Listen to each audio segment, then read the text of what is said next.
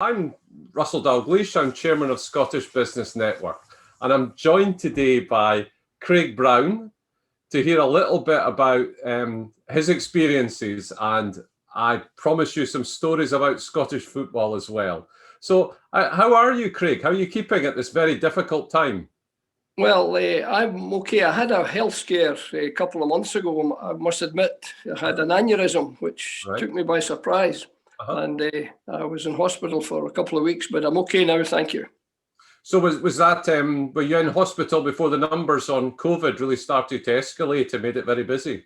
No, it was busy enough then. I was in the Aberdeen Royal Infirmary, and it was busy because it was, the COVID situation had emerged a bit before I was taken in with they call it AAA, abdominal aneurysm of the aorta. So it was quite a serious injury I had, but I'm okay now. Thank you very much. I love that that football comment that you would describe that as an injury. Well, an illness. It seems like, well, I'm not saying it seems, it's genuinely quite life-threatening normally. And I was very fortunate because I managed to survive. Well, that is superb news, because it's thank you. Health is such a concern for us all. And you're 80 this year, is that correct? That's correct. I have been. I was in July, so I'm an octogenarian now. 81. I'm an old man. I'm an old man now. And are you based in Aberdeen? Is that home? Yes, but I'm down in Ayrshire now with my family to recover from the operation. Good. It's good to have your family around you, particularly at this time. Yes, thank you.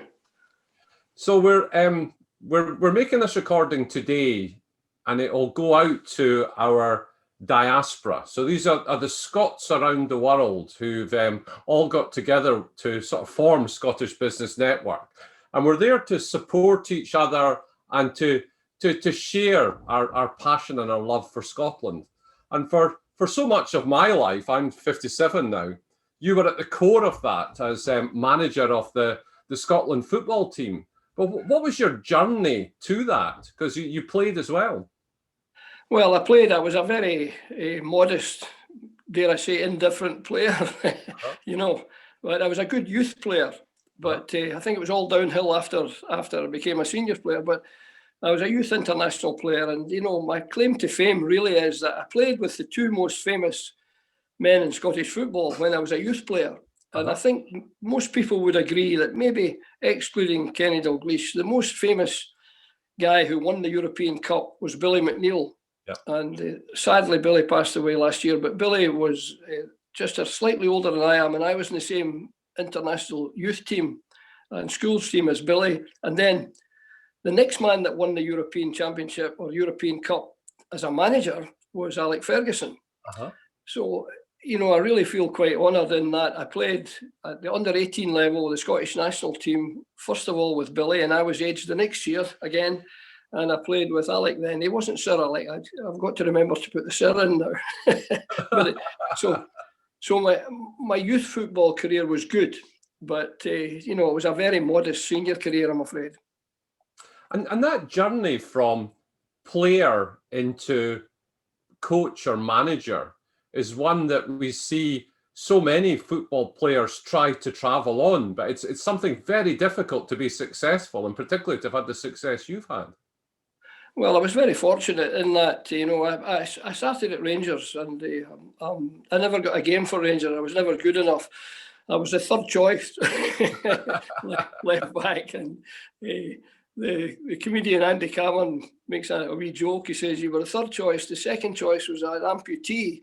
And the third choice, the first choice was a Catholic. So that didn't go down well with when I say that one. But it's all in good humour.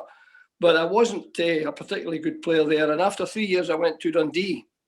And I played with an illustrious and well-known manager called Bob Shankly, the brother of Bill Shankly.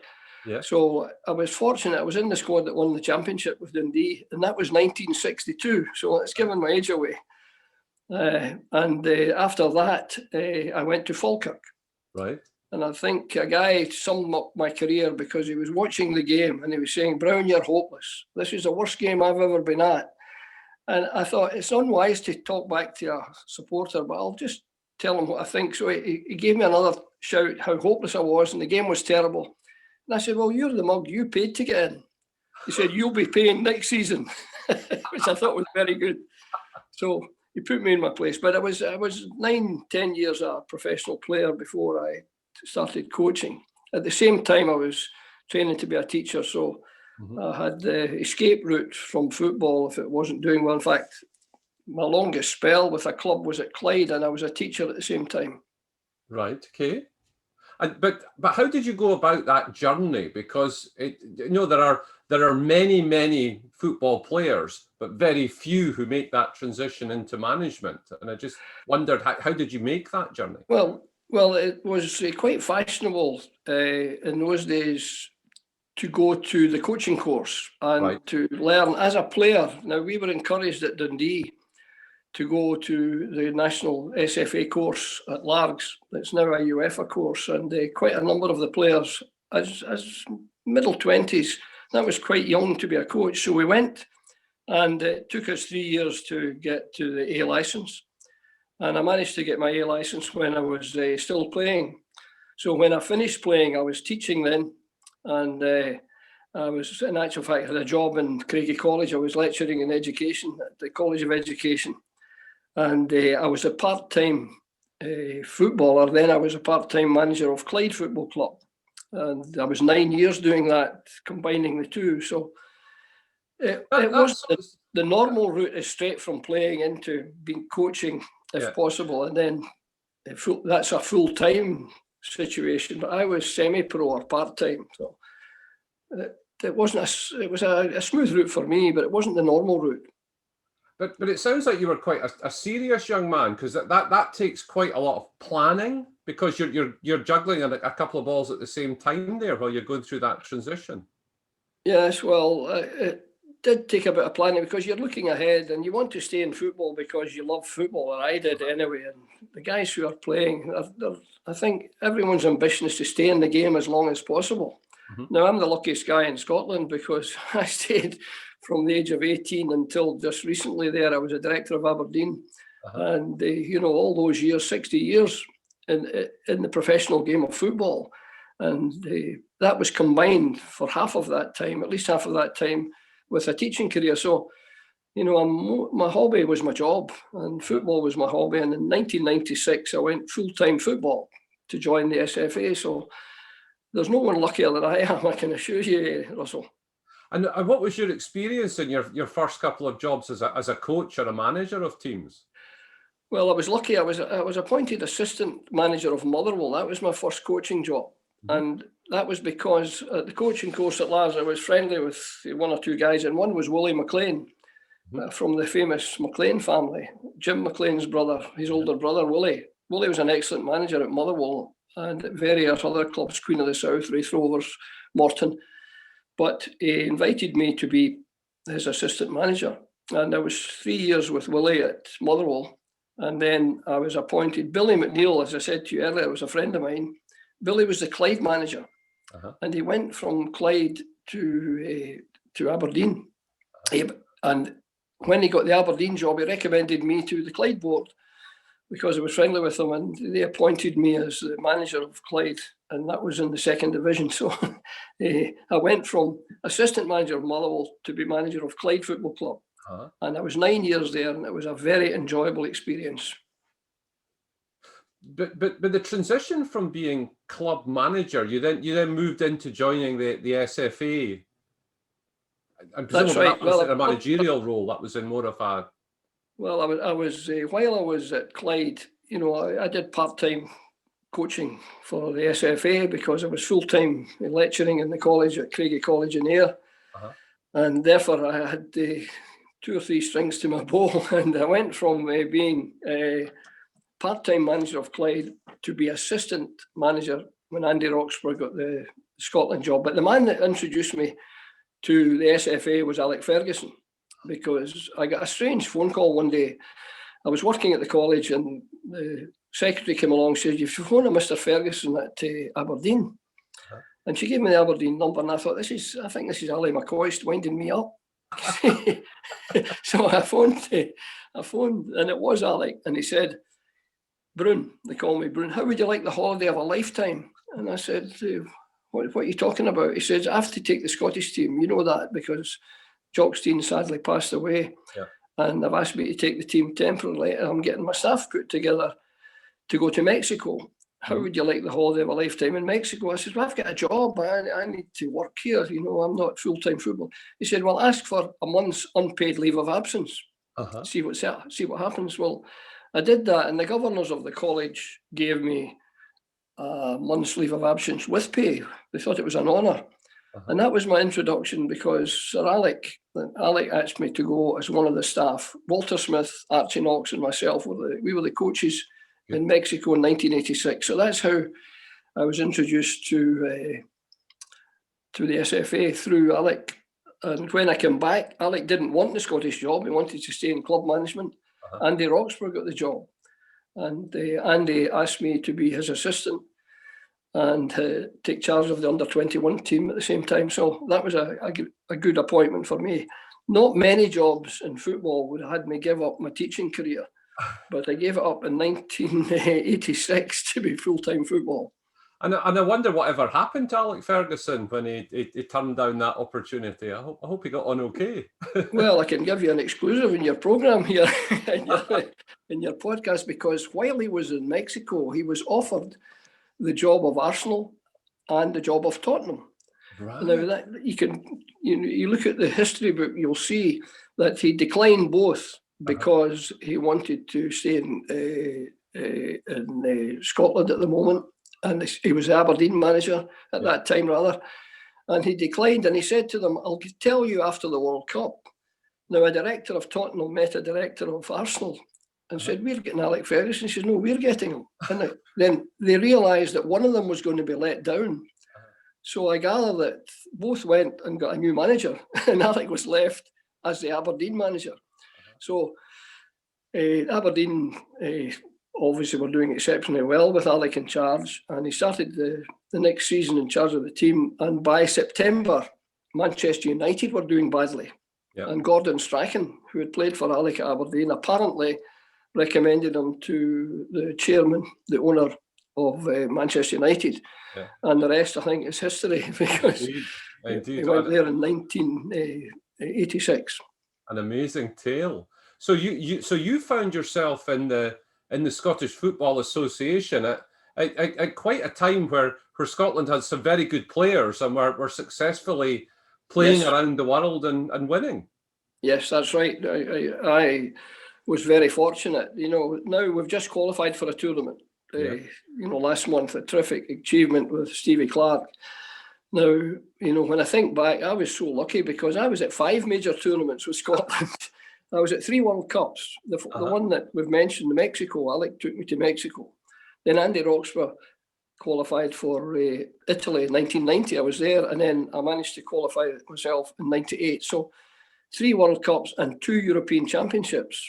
The only 2 we've ever been at until this one we've just qualified for. And I don't recall in those days the same hype. You know, it was just expected. It would be more a disgrace if he didn't qualify. Yeah. Whereas we managed to, you know, Andy, I think, had an exceptional achievement because he qualified for going to the World Cup in Italy in 1990, when only 8 European teams qualified. Now 24 qualified. Same with the European Championship. Andy qualified for the European Championship in 92 in Sweden. 8 teams qualified. And Scotland were in the top 8 in Europe in these days, 90, 92. But in 96, when I managed to get the team, we got to the European Championship in England, 16 qualified. So it should have been easier to qualify when 16. And now it's 24. So because of a proliferation of countries playing, the Soviet Union was split into 15 countries. Yep. And the old Yugoslavia was split into 6. Yeah. So there are now 55 countries in UEFA playing. Well, when I started with Andy, I think it was 38 or something. So there's now much more, more competition numerically, but the standard, obviously, when the Soviet Union is now split into 15, clearly, and Russia is one of them, it should be easier to play against some of these countries. But many of them, people are mistaken, many of them are bigger than Scotland. Yes, they are. And wealthier. We should remember that, what we're doing. But you mentioned, you mentioned 1996 and 1998. So, to be the Scotland manager walking out at Wembley in the European Championships, presumably that must have been an unforgettable moment. Yes, I think so. I think obviously that was, it was a great feeling. But at the time, I don't say I ever took it for granted, but it was expected. And it was nothing, it wasn't a novel experience because it happened in the past, not in the European Championship. That was the second. Andy was first, 92. And second, now Steve Clarke is qualified for the third time. And I think there have been about 15 or 16 European Championships. So, Steve's done very, very well. And I think over the years between, they keep saying, I was the last guy to take them to a major.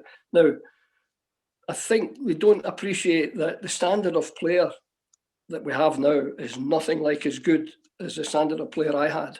I mean, without doubt, the players that, when I was with the Scottish team, they were playing at the top level in England. We had three when I had the team, we had three in the champion team of England. And that was at Blackburn Rovers, Colin Henry, Kevin Gallagher, Billy McKinlay. Now, they were the champions of England, not just a team.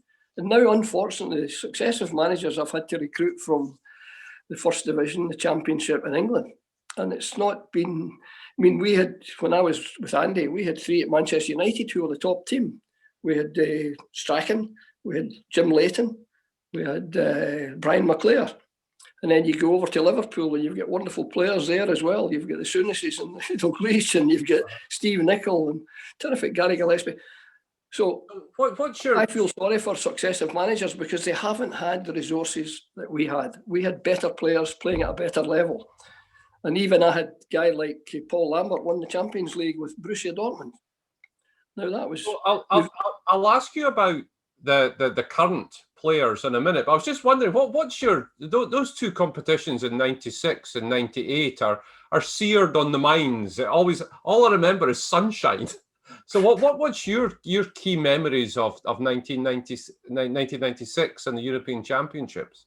Yeah, well, I think when you're as involved as I was, I think, it's a bit of a blur, it just passes like that. And but obviously it was a great honour to be with the Scottish team and to be, I'm a Tartan Army guy, so to see them at close quarters and see the great enthusiasm they had for the team and the devotion that they had.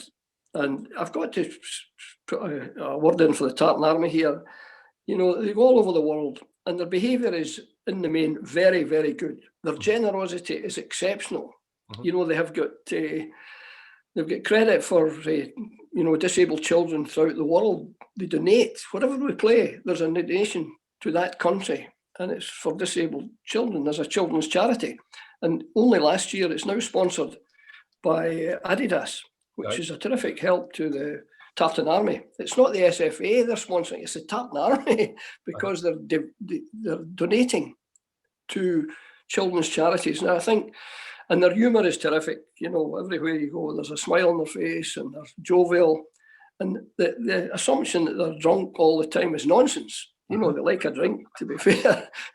But I wouldn't subscribe to the fact that they're drunken louts. And that's really offensive because I think they do so much good. There's so much good humour.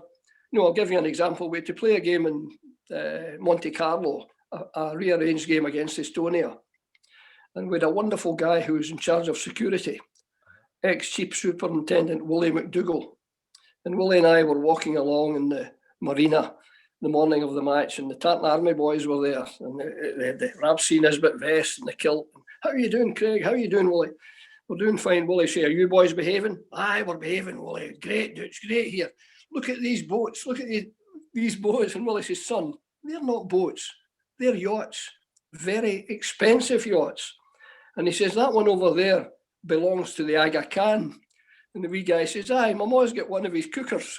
That was a crack. Now, that's the Tartan Army for you. They've got a smile and a joke about everything. And I could tell you plenty, but we've not got time for that. But I just love that one, the Aga Khan.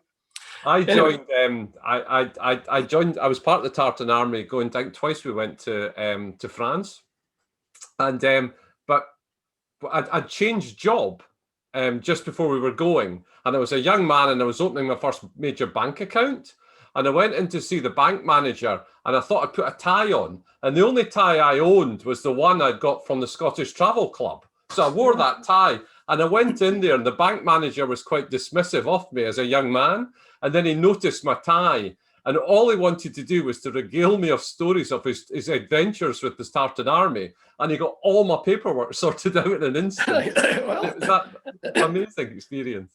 I think that's great for me. I think you deserve it if you're a member of the Tartan Army. You deserve it. The biggest bank loan you could ever ask for. Indeed. And of course, following on from that, you went on in 1998 to what I still think of was an incredible moment for Scotland when Scotland were playing in the opening game of that World Cup. And I imagine half the football stadium was filled with personalities and business people rather than normal football fans, just because it was the opening game of the World Cup. How did you manage through that experience of the mayhem of it all? Well, it was a fabulous experience. Again, at the time, you're wrapped up in other things, and you're not really conscious of the fact that this is a momentous occasion. Uh-huh. But when the Prime Minister visits you the day before the match in Paris, uh-huh. Tony Blair at the time, and when it was Donald Dewar saw us away, I think, here from Scotland. Uh-huh. You realise you're in the big time, and then of course the guys like Rod Stewart come and Sean Connery. It was a who's who of personalities in that big game in Paris. Uh-huh. And we had a fabulous time, I think, with the team. And unfortunately, we didn't manage to qualify from the group, but I think we emerged with a fair amount of credit. Yeah, certainly against Brazil. The one thing that I'm most proud of, people say to you, it must be hard to handle these big stars. They're millionaires. There's a talk I have, and it's called Managing Millionaires. Now, uh-huh. It was harder to be a millionaire then than it is now in football, because now in England it's awash with money. Yeah. In fact, many folks say it's the amount of money is obscene down there, but it wasn't quite as wealthy then. But they were still very, very good, wealthy guys. And the people say it's a hard job managing them. I says no. It's an easy job managing these guys because they're top players because they've been responsive throughout their career. And I didn't find the slightest difficulty saying to the well-known top players what I wanted. And for example, you will put your jersey inside your shorts. You will have the same turnover in your stocking. You'll have no tape around the stockings. Yeah. And Stevie Nicol looked at me once when he was playing and he says, "Mate, we've got red socks at Liverpool and we put the white tape round the bottom." I says, "Look, Stevie, this is not a pub team, Liverpool. This is Scotland you're playing with." Now, he smiled and he laughed and he took the tape off. Now, I'm so proud of the team lined up for the anthem in Paris at that opening game. If you look at them, they are immaculate. And everyone is singing the anthem. And if you're an Anglo and you don't know the words, make your mouth go. and people will feel that you're committed. And we actually used to teach, particularly when I had the young team, the under 21 team. Uh-huh. We had one or two Anglos there who were brought up in England and playing in England. We actually had to teach them the words. Oh, wow. But I was emphatic that we represented Scotland as well as we could. And there are certain things you can control, and that is their dress and their attitude, their behaviour. You can't control a victory, unfortunately. You've no control over that. Well, you've minimal control over that because there's opposition trying to spoil it. But when it's controllable, like the way you turn up and the timing, and of course they said Aki's a school teacher, but the lads were all very responsive, and none of them hold it against me as far as I'm aware. And you had some amazing characters in those teams as well, which I don't know if it's just as we get older, we feel the characters aren't quite there, but you had some very, some people that knew their mind. Yes, well, obviously, you can mention one or two of them.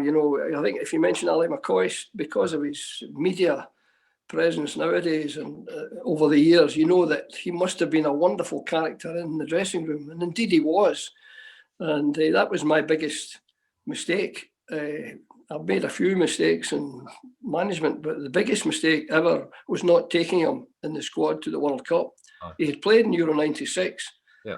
And after that, he had been unfit for quite a while and he hadn't played enough games. And it broke my heart to say to him.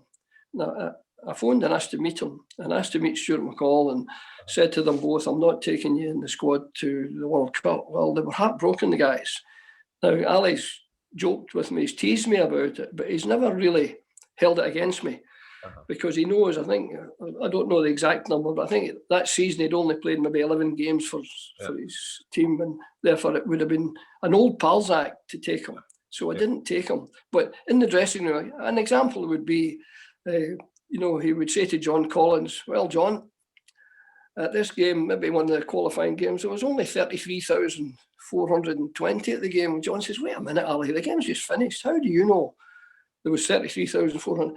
He says, how do I know? I was counting them, waiting a pass from you, you greedy rascal.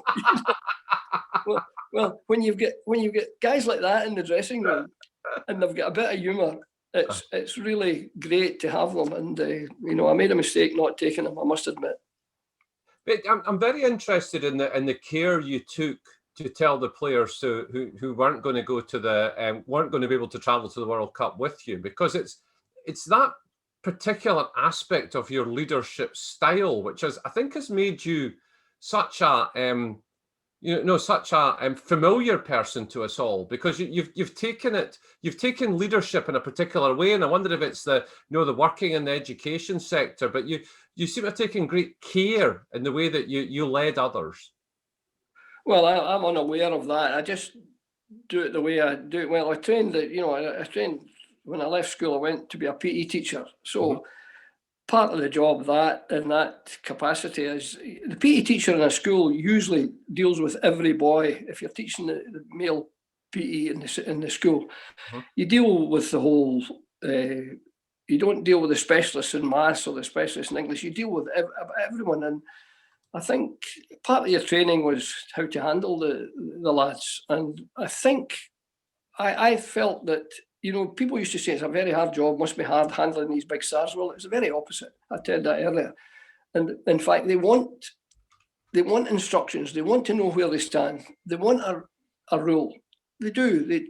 And mind you, they maybe challenge you. They want to try to break the rules, but they knew the consequences of disobedience. Yeah. And therefore, they were very, I've got to say that they were very responsive, and a bit of humour now and again certainly helps. And I always looked for get a smile on the face and look for it. The humorous aspect where we can joke with them. As I said to Nicol, this is not a pub team. This isn't Liverpool. This is Scotland. Now a line like that broke the ice, and and he just did what he was told. And I didn't feel. That people think, you're dealing with Graham Souness. When I went with Alec Ferguson, and I learned a lot just watching Alec at work with the players. They talk about the hairdryer. I was with him in preparation, and we were over and doing altitude training in Santa Fe in New Mexico. Never once heard him raise his voice with an international team. Now, he was 10 games in charge of Scotland. And I asked Archie Knox, his colleague at Aberdeen and at Manchester United, Archie's, I think he had a hairdryer once or twice. He said a wee blast at someone. But it was conversational attitude. It wasn't, you'll do this and you'll do that. It was, right, we get a free kick. What do we think? Anybody got a good free kick at your club that we could do? And it was a conversation. It wasn't like an instructor, a military operation. And I thought, this is the way to handle these guys. You don't bully them and you don't demean them. And I think you've got to be just conversational, and I don't know how I managed at all, but I didn't find myself in any difficulty, and I didn't find myself under any pressure, even from the media. You know, I got a lot of stick, as you know. You know, and the press would hammer you and look for fault, but I just accepted it, and it was courteous and answered their questions, cooperated fully. So they couldn't fault me in terms of cooperation. They could fault me in terms of results if they wanted to, but that was not through lack of effort. But that management of individuals is in the business world. That's what we do as well. We try to perfect our leadership style. We individualize it for certain people. But a lot of it is about the creation of the vision and getting individuals to believe that the journey we want to take the company on is achievable. Now you're sitting with football players gathered together, plus the infrastructure of the SFA, getting them to believe that Scotland can qualify for these tournaments. And as you mentioned, it had become a habitual thing to do that. But was there anything you had to do to work with players or to get people to believe that this was possible to beat this team or to accomplish these goals?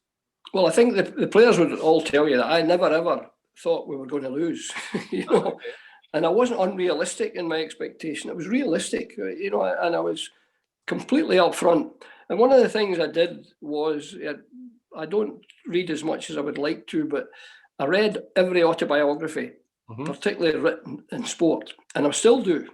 Right. And, you know, and one book that really helped me enormously was, and, you know, I got it here with me because I thought I might be talking about this book. Yeah. And do you see what it says? Creating top flight teams. Teams. Right. Now, that book's probably out of print, out of date. It's about 25 years old. I'm going through the airport in London and I saw this book and I said, I'm trying to get a top flight team. And I bought the book hurriedly. And then I was disappointed. I'm going to admit this ashamedly. I'm ashamed to admit it. It was written by a lady. And I'm saying to myself, what does she know about a football team? You know, and that was wrong, totally and completely wrong. The lady was called Hilary Owen, and it's called Creating Top Flight Teams. But the pun is in the word flight, because the top flight team, as you see, the Red Arrows. And the Red Arrows is the team, I think, in the world with most precision. And I read that book, and it made a big impact on me. So much so that I invited Hilary Owen up to speak to the Scottish managers and to tell them how they went about it with the Red Arrows. It's a fascinating, for the business world, it's a fascinating book because when you're trying to create this team, well, the word she uses throughout the book is the synergy of the team has got to be together. And the very interesting thing is this recruitment. And you know, interview is the least reliable method of prediction of success. You know, that astonishes people. And I think the War Office Selection Board, I read that, if you want an officer in the forces and you had to do it hurriedly during the war, interview was the least reliable.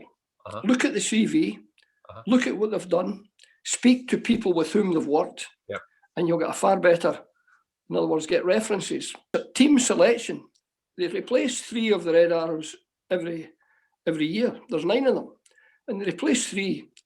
And how do they pick the 3? Because everybody wants in the Red Arrows display team, all the RAF guys, and they all apply. So they invite they look at the CV and they invite maybe a dozen of them to live with the 6 who are remaining.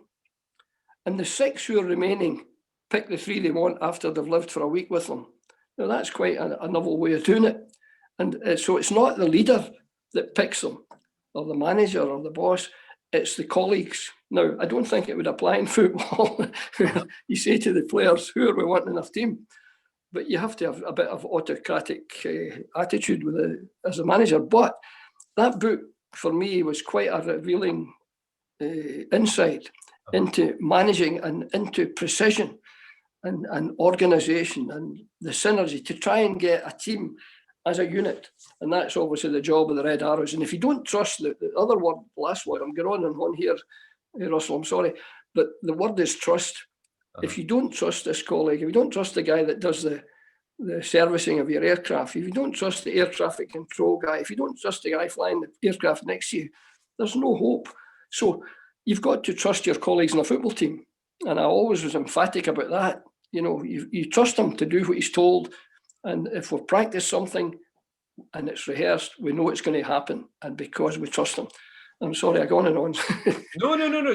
I completely identify with that, Craig, because when I'm recruiting for the companies I'm with or the organizations I'm involved in, what you want to know is the person behind the interview, and talking to other people and getting to know them is incredibly valuable. Yes. Now, in Scottish Business Network, we're pulling together Scots around the world, and we spend a lot of time analysing how individuals in other countries view Scotland. Now, you must have travelled to many, many countries. What was your impression about how people saw Scotland? Well, I think they see Scotland very favourably.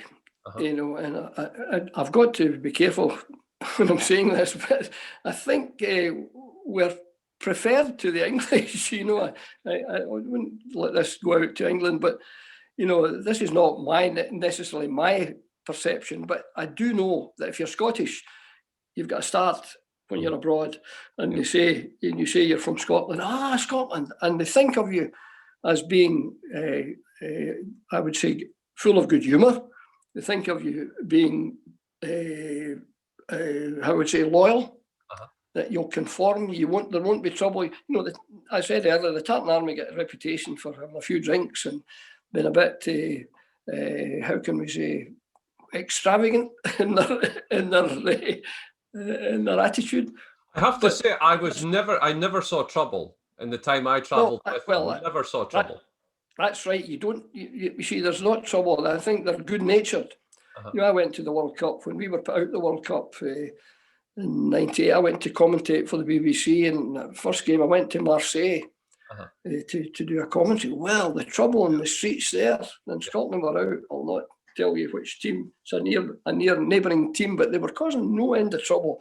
We didn't have that with the Scot. Now, the attitude of the Scot abroad is, I think, to be a decent guy. He's got good fun.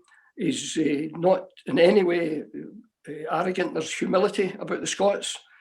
And, you know, there's an attitude within Scotland. There's an anti-hero thing in Scotland. You're not allowed to be good at anything. You know, if you're Stephen Henry and you're winning the World Championship at snooker, or you're getting too big-headed, you're getting too much money. You know, now, and he's the most humble, decent guy. The other one that gets me is this: Paul Lawrie didn't win the Open Championship. No, Van de Velde lost the Open Championship. Yeah. And Paul doesn't get the credit he deserves for winning that championship. You know, and the same, Alan Wells, he only won the World Championship because the top Americans didn't turn up. Yeah. Now, this is the perception that in Scotland, actually, that there's an anti-hero. You're not allowed to be good. If you're good, you're getting too much money or you're getting too big-headed. Now, I don't think that perception exists abroad. Yeah. And I've been lucky. I've been all over with the Scottish team and independently also working on television. You know, for example, did World Cup in Japan, Korea, working for TV, and I did the World Cup working for Al Jazeera television as well. And the Scots are over the world. They are generally very welcome. And be honest, Russell, I hope you'll agree with me on this. When Scotland aren't in a tournament, it devalues the tournament. Yeah. You know, people say, "Oh, I wish Scotland were here." They would bring a great attitude, a great group of fans to the environment and to the country. So, I mean, you hear me going on and on here. I'm enthusiastic about Scotland, yeah, and about the presence of Scotland throughout the world, where they are respected and their humility is respected and their humour is respected. There's always a good welcome to a Scot. You know, I've done a burn supper in Hong Kong, a burn supper in Bahrain, and places like that, and you're welcome with open arms. You might be the worst speaker they've ever heard, but because you're from Scotland, and they think, "Oh, this is great," and I think, Craig, you are. We did a survey about 9 months ago about attitudes to Scotland around the world, and what you said is completely true. And what we identified was it was almost as though the rest of the world was more impressed by Scotland than we were ourselves. Exactly. And I think we have to get over that. And we work so hard with Scots around the world who help us with this about, no, that's achievable. At Scottish Business Network, we're a small not-for-profit organisation bringing people together. But through the support of Scots in the US, we're currently in the process of opening an office in New York. Brilliant. And it's possible, but you've got to believe it. But Brilliant. It's been such a delight to speak to you today, Craig. And I've got a question for you from one of our members, Anis, and he's just wanting to ask, what's the one game that stands out for you during your time? You know, is there one game or one moment where you go, that's a memory you'll never forget? Well, it may be surprise the chap who asked the question, because you would expect it to be a full international game, but it was when I had charge of the Scotland under-16 team. We were in the World Cup final, and it was at Hampden against Saudi Arabia. Yeah. And you know, that was quite an achievement with these young lads to be in a World Cup final, and that sticks in my mind vividly. As probably been, you know, we could have won the World Cup. It was only under 16, but you know, and it was penalty kicks after extra time that beat us. I remember that. Yeah. That was a very big one. But I would like, if you don't mind, Russell, just to tell you, I had two very good results abroad, and they were both 1-0 victories. One was in Germany, and one was in England at Wembley.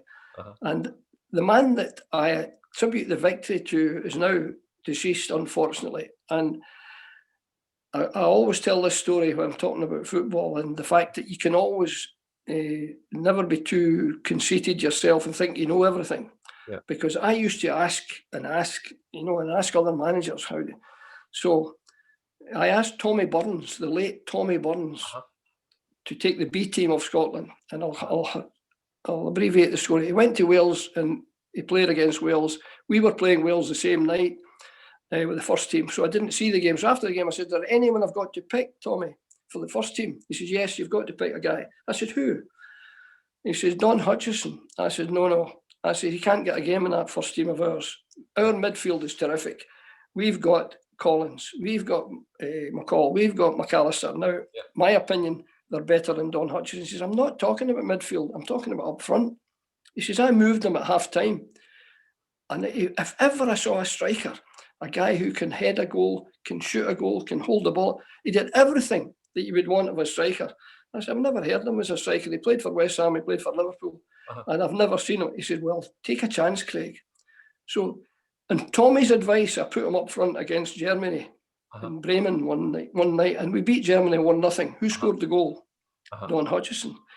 At Tommy's advice, I put him up front against England in the playoffs, second leg at Wembley. We won 1-0. Who scored the goal? Tommy Burns.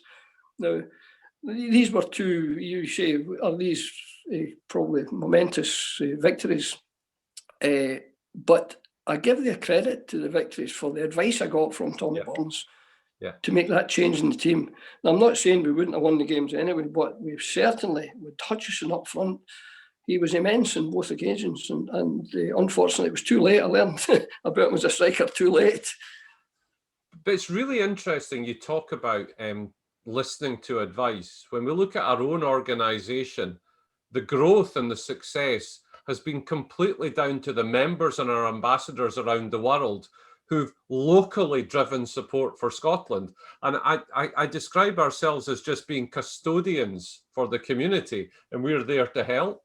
And I think there's something about driving businesses forward, and we've learned about collaboration more than ever during COVID. And I think these are really important lessons to learn. But just the final question I've got for you, Craig, is what are your thoughts on 2021 in Glasgow and that Scotland team returning as you did to the European Championships? What are your thoughts for them? Well, I'm optimistic because I see a very good settled team now and some fine young players. I mean, we've got two brilliant players. Unfortunately, they both play in the same positions. We've got Robertson and Tierney are both left back. But I'm quite sure Stevie will organise his team to get them both playing. You want your best players on the pitch. Yeah. Now, I genuinely think we have a good chance of success here. Uh-huh. Now, at the moment, there are 210 countries in FIFA, Uh-huh. and we are 48th in that ranking. You know, Yeah. that's where we are at the moment. Now, we've been as low, I think I was fortunate I got to about 20th in that world ranking. Now, incidentally, we've got to be careful here about gender equality, because we talk about football. We've got to say there are 142 FIFA ladies teams, Uh-huh. and Scotland is 21st. Yep. In that. Now, that's terrific. So I think we're making good progress in the women. Now, unfortunately, we're the least highest ranked in Britain. Mm-hmm. Both Irish teams, I think Northern Ireland are 41 and Republic are, or the other way around, Republic are 45. We're, as I said to you, we're 48. England are 4th in the world. Yeah. Would you believe it, in the ranking?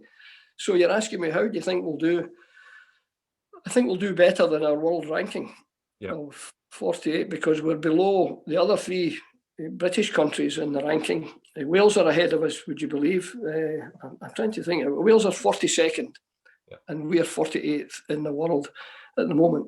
Now, the ranking's quite deceptive sometimes, but it gives a reasonable indication of where we stand. So I think it'll be a good tournament. I think Scotland will, I hope, overachieve and surprise a few people. And I'm loving the prospect. I hope I can get a ticket to get down to Wembley to see that game, to see us playing them. I think the whole nation wants to be there, and hopefully the COVID rules will allow us to attend. But Craig Brown, can I thank you so much for joining us today? It's been an absolute pleasure listening to you, and the comments coming in are saying how pleased people are to see you looking so well after the scary moment you had with your health last year. So please, thank you. It's been a privilege. We all hope to see you at Wembley for that game. Thanks, Russell. It's been a privilege to be with you. Thank you very much. Thank you so much, Craig. Thank you for your time. Goodbye now. Bye.